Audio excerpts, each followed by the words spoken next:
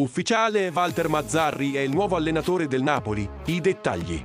Con un post diffuso su Twitter, De Laurentiis ha annunciato l'arrivo di Mazzarri. Il tecnico dunque torna sulla panchina azzurra. Arriva l'annuncio ufficiale del Napoli, Walter Mazzarri è il nuovo allenatore. Si tratta di un ritorno per i mister.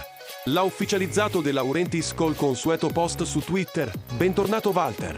Il presidente azzurro dopo gli incontri di queste ore ha ufficializzato l'arrivo del nuovo allenatore azzurro che prenderà il posto dell'esonerato Rudi Garcia.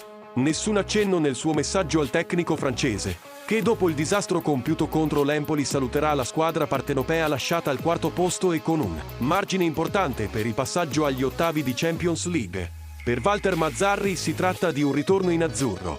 Walter Mazzarri ritroverà al Napoli un suo fido collaboratore, il team manager Giuseppe Santoro, che portò con sé anche all'Inter nell'esperienza successiva a quella partenopea, e l'indimenticato Gianluca Grava, responsabile del settore giovanile della SSC Napoli con trascorsi importanti con il mister nella squadra che fece sognare con Lavezzi e Cavani.